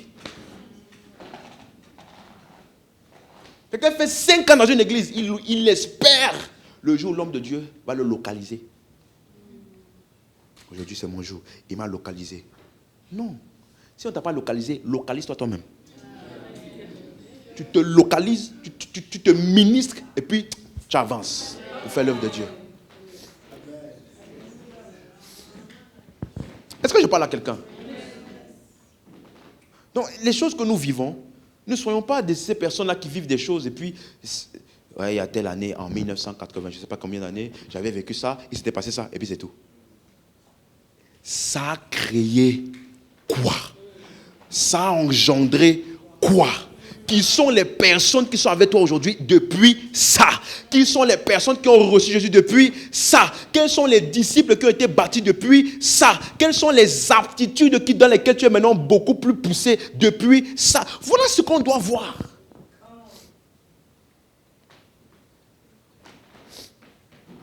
Vous me suivez? C'est pour ça que dans l'église primitive, les gens, imaginez-vous, la Pentecôte, c'est comme, comment on appelle ça? Commonwealth. Où toutes les nations de plusieurs continents viennent dans un seul endroit pour célébrer ensemble. Ça a duré 1 semaine. Et après cette semaine-là, chacun rentrait chez lui. Mais, à cause du fait qu'il y a des gens qui ont été sauvés, ils ne pouvaient pas partir. Il fallait qu'on les discipule. Il fallait qu'on les forme avant qu'ils ne rentrent chez eux. Qu'est-ce qu'ils ont fait? Ils ont vendu leur terrain, vendu leur maison. Question, les gens qui vendaient leurs choses, réponds à ça, hein, n'avaient-ils pas de problème? N'avaient-ils pas de projet personnel? N'avaient-ils pas de projection? N'avaient-ils pas fait des économies pour un grand plan de vie? Suis-moi, suis ce que je dis maintenant, parce que l'enseignement d'après là va venir équilibrer ça. Hein. Donc suis bien. Il y a une mentalité quand tu as été saisi par l'Esprit de Dieu. Ça te donne une vision pour l'évangile. Tu ne vois plus ton pays comme un pays. Tu ne vois plus ton quartier comme un quartier. Tu ne vois plus ta cité comme une cité. Tu vois un champ dont un moissonneur vient d'arriver. Si ce n'est pas toi, qui va les sauver? Je reprends. Si ce n'est pas toi qui va les sauver. Tu sais que c'est une honte pour un chrétien d'être quelque part et puis Dieu envoie quelqu'un d'autre pour sauver les gens qui sont là-bas. Oui. C'est-à-dire, un chrétien est quelque part et puis Dieu envoie quelqu'un d'autre pour venir faire le travail. Parce que ce chrétien-là ne faisait rien. Il n'a pas compris.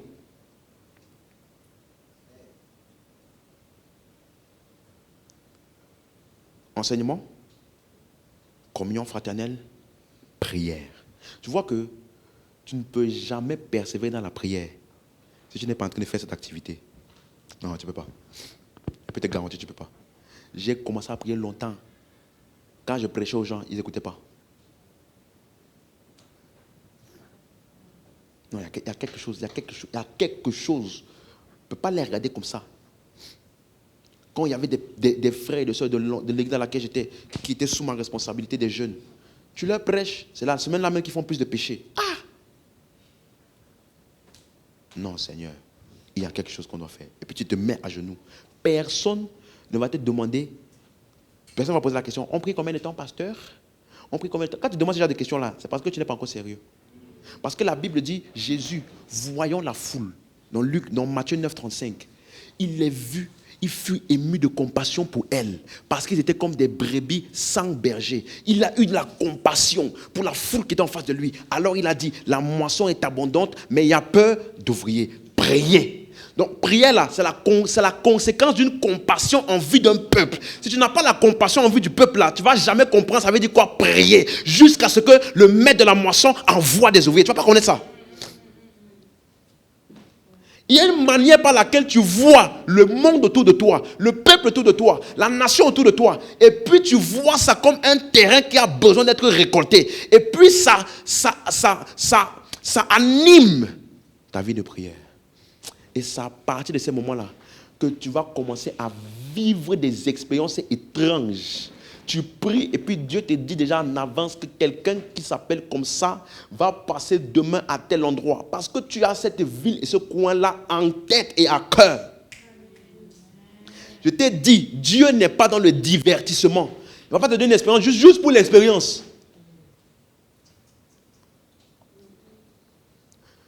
Écoutez-moi, peuple de Dieu.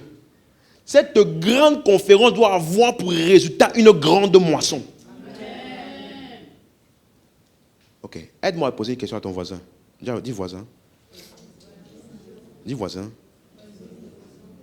Tu n'es pas fatigué de voir ma même tête.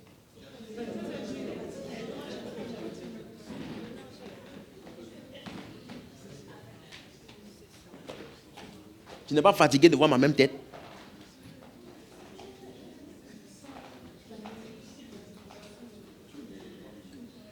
Dis voisin. Bientôt. Il y aura des Chinois, des Asiatiques, des musulmans, des athées, des prostituées, des transgenres, des lesbiennes. Ils seront ici. Et tu vas les discipuler.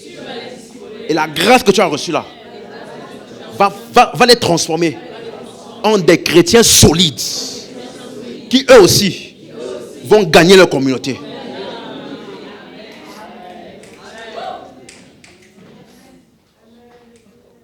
C'est pour ça que tu as reçu ce que tu as reçu. C'est pas pour mettre sur Facebook, oh, quelle conférence, waouh. Quelle conférence, waouh. Et puis dimanche, il n'est pas là. Waouh là, c'est pour qui? Tu me suis? La persévérance dans les enseignements, dans les prières. Donc, Suis-moi, tu ne peux pas persévérer dans une chose que tu n'as pas programmée. Ça veut dire que tu dois déjà planifier. Voici les jours où je suis toujours là. Voici les moments de prière où je suis toujours participant. Tel moment de prière, maintenant, je vais faire partie. Quel que soit ce que Dieu libère là-bas comme énergie pour le peuple là, je ferai partie désormais. Parce que je sais que la responsabilité a changé.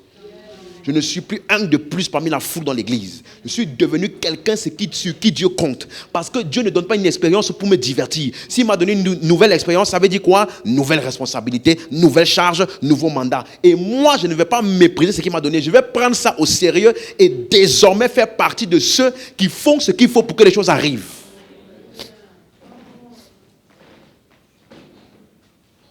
Écoutez-moi, tout le monde ici doit avoir une vie de prière vibrante.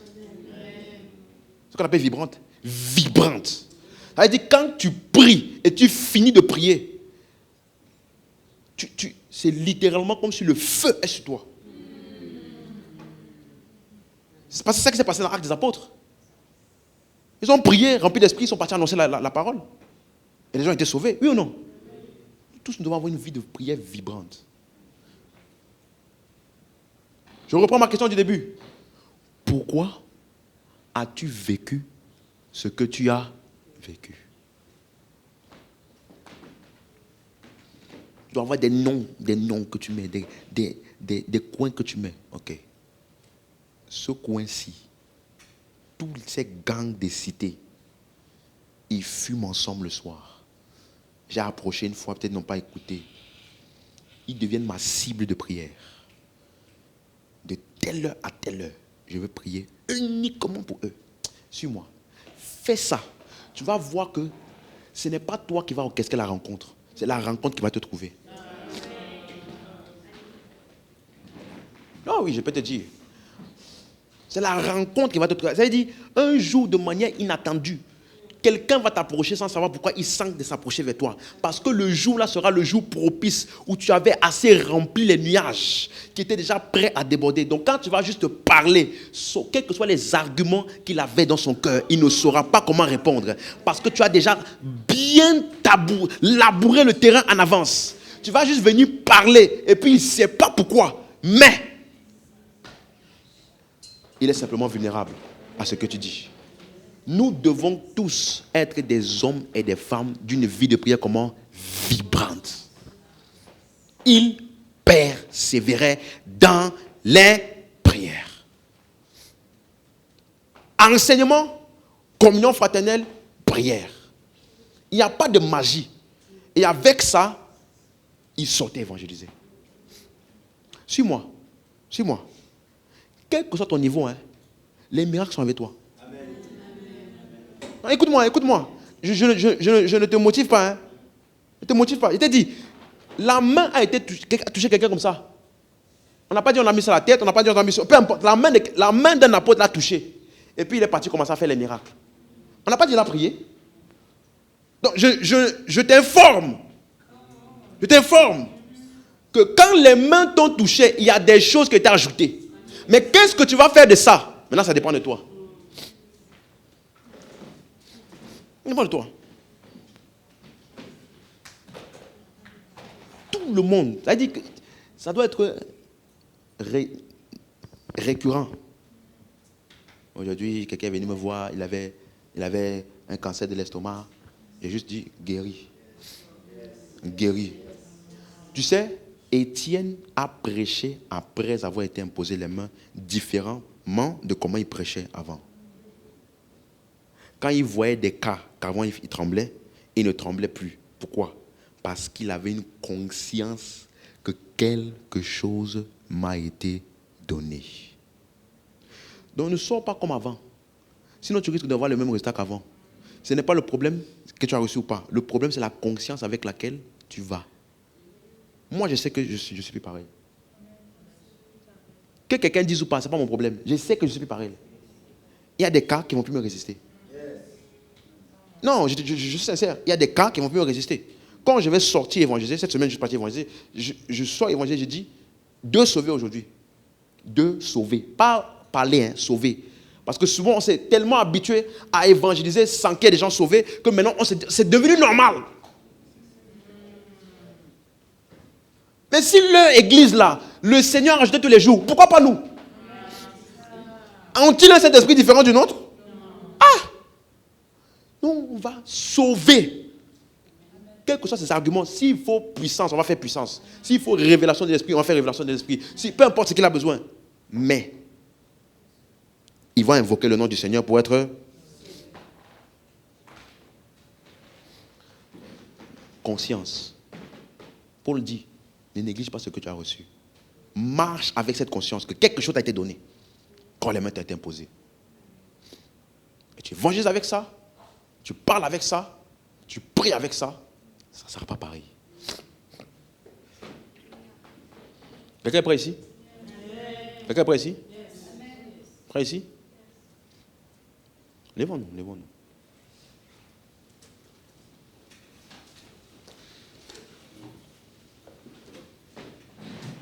Alléluia. Dis à ton voisin, ce n'est plus comme avant. Quelque chose t'est arrivé.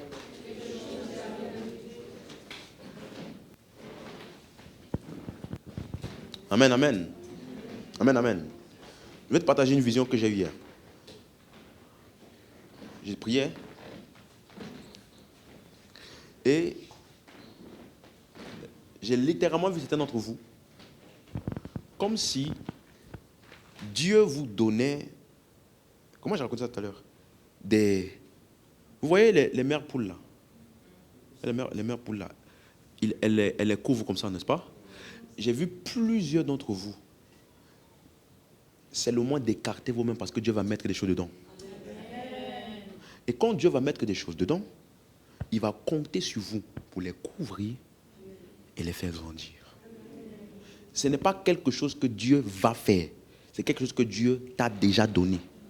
Mais qu'est-ce que tu vas faire de ça dépend de toi. Suis-moi. Ne laisse pas que ce mois, le mois prochain, finisse sans que tu n'aies vu l'effet de ce que tu as reçu. Ça te sera plus difficile pour toi de croire après que tu avais vraiment reçu quelque chose. C'est pour ça que quand eux ils recevaient des choses, ils agissaient immédiatement. Il ne faut pas que je laisse ça s'échapper. Il me faut 2, 3, 4 sauver là, ce mois-ci. Ça va me rendre plus confiant dans ce que j'ai reçu. Je ne veux pas attendre 2 mois, 4 mois, 5 mois. Non. Si je crois que j'ai reçu quelque chose, là, ce mois-ci, ça va produire quelque chose. Il faut que je vienne ici avec un nouveau musulman. Et toi? Il faut que je vienne ici avec un nouveau musulman. Nouveau athée, peu importe. Non, avec un ex-musulman. Ex-athée. Ici à l'église. Parce que je crois que j'ai reçu quelque chose. Quelqu'un est prêt? Quelqu'un est prêt? Allons moissonner. Et garde ton feu en restant dans les routines qui te gardent. Parce que les disciples ont été menacés dans Acte 4. On dit, on les a menacés de ne plus prêcher au nom de Jésus. C'est ça qui les a poussés à aller prier. Jusqu'à ce qu'au verset 31, ils ont été à nouveau remplis pour aller prêcher. Ça veut dire que le monde dans lequel on vit dehors là, ça peut étouffer ton feu. Les apôtres ont eu besoin de prier pour rebooster la chose. Donc reste dans tes routines pour ne pas perdre ton feu. Est-ce que quelqu'un me suit cet après-midi? Là, je t'ai donné, je pense, tout ce qu'il faut pour que non seulement tu gardes ce que tu as reçu, mais que tu le laisses produire des résultats. Parce que l'effet de ce que tu as vécu n'est pas vu quand tu le vis, mais quand? Après. Avec moi, dans ce mois-ci, on va voir les effets de ce que j'ai reçu. Je n'ai pas reçu ça en vain. Mais je vais travailler pour qu'il porte du fruit. Afin que Dieu, par ma fidélité, me donne plus. Alléluia. Ok? Donc, tout le monde, mission, moisson. Mes yeux sont, je vois la moisson partout même. Si tu viens m'aborder dans la rue, je me rappelle, quelqu'un est venu m'aborder dans la rue, devant chez moi. Il m'a dit, c'était tard le soir, je venais de finir d'évangéliser. Je rentrais chez moi, il me dit, oui, est-ce que il était devant l'immeuble de chez moi. Il me dit, est-ce que tu ne connais pas tel nom, tel nom? J'ai dit, non, je ne connais pas, désolé. Et il est parti. Quelque chose dans ma tête a dit, tu les laisses partir. J'ai dit, attends. Tu ne connais pas Jésus? Tu ne connais pas Jésus? Il m'a dit, t'abuses. Il m'a dit, t'abuses. Il est parti en courant. Il est parti. Mais j'ai une mentalité, toute occasion, je ne te laisse pas. Parce que la moisson là, elle est prête. Personne ne va me convaincre du contraire. Personne. Rien ne va me convaincre du contraire. Tout au cas, tu m'appelles au téléphone, oui, bonjour monsieur, c'est pour les assurances. Oui, j'étais fini d'écouter. J'ai une assurance qui peut garder ton éternité. L'assurance là, si tu reçois ça maintenant, tu es assuré pour l'éternité. Jésus faisait ça. On vient le voir pour lui dire, le vin manque. Il dit, oui, mon heure n'est pas encore arrivée parce que le vrai vin va arriver. Donc, il prenait les occasions pour faire de ça une occasion de prêcher le royaume. Donc, tu m'abordes un peu bizarrement, je t'aborde. Quelqu'un avec moi? Mentalité, moisson. On avait moi? C'est clair?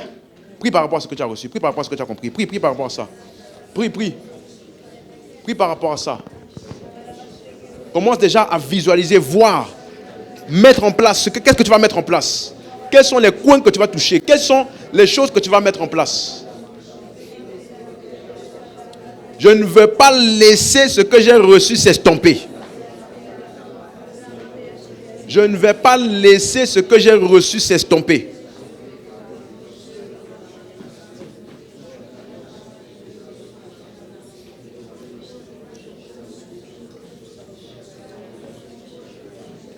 Il y a des personnes, des coins, des recoins, des communautés. Il y en a même, Dieu t'a déjà mis à cœur certaines communautés. Dieu t'a déjà mis à cœur certains groupes. N'attends pas un autre go. Le go, c'est maintenant. N'attends pas une autre instruction. Le go, c'est maintenant. Tu avais reçu une instruction de Dieu par rapport à une communauté, par rapport à un coin. Le go de Dieu, c'est maintenant, pas demain, pas après. Je ne vais pas laisser cette grâce être en vain. Oh, merci Père. Oh, merci Père.